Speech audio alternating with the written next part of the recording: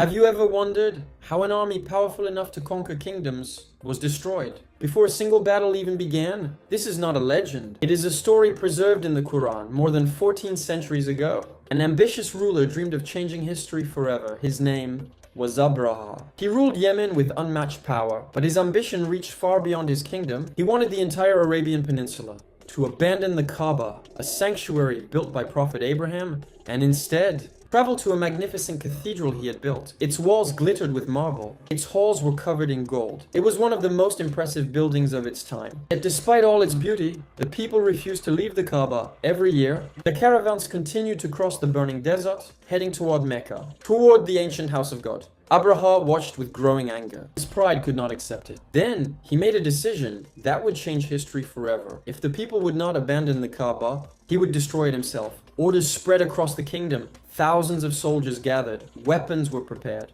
And at the front of the army stood something Arabia had never witnessed before. A gigantic elephant. The largest war animal most of them had ever seen. The army began its march toward Mecca, certain that nothing on earth could stop them. Abraha's army marched across the endless desert. Thousands of soldiers advanced with confidence. At their head walked the giant elephant, village after village. No one dared to stop them. Fear spread. Long before they arrived, news reached Mecca. The most powerful army in Arabia was coming. Not to conquer the city, but to destroy the Kaaba.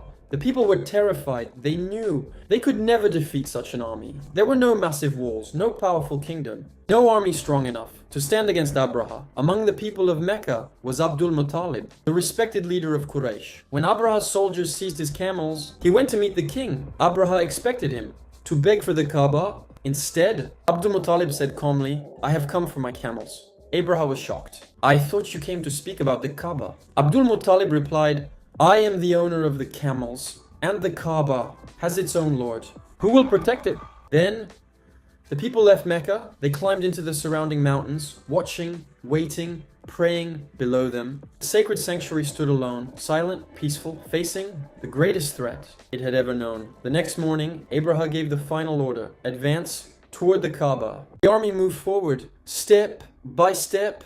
The ground trembled beneath the feet of the giant elephant. Victory seemed certain. Then something unexpected happened. The elephant stopped. Its handlers shouted. They pushed it. They struck it, but it refused to take another step. They turned it away from Mecca. Immediately, it began to walk. They turned it back toward the Kaaba. Once again, it refused to move. Confusion spread through the army. No one understood what was happening. Then the sky changed.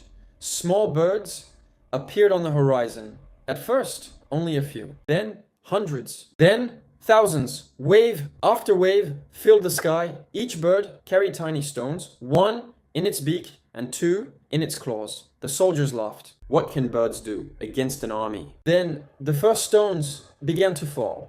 Everything changed. The stones fell from the sky, one after another. Every stone found its target. Panic spread across the battlefield. The mighty army began to collapse. The soldiers fled in every direction, but there was no escape. The force that defeated them did not come from another army. It came from God. Abraha's dream was shattered. His army was destroyed. The Kaaba still stood, untouched, protected. Just as Abdul Muttalib had said, the Kaaba has its own Lord. Who will protect it? The Quran describes the end with these words: "He made them like eaten straw," a reminder that no matter how great human power may seem, it can never overcome the power of God.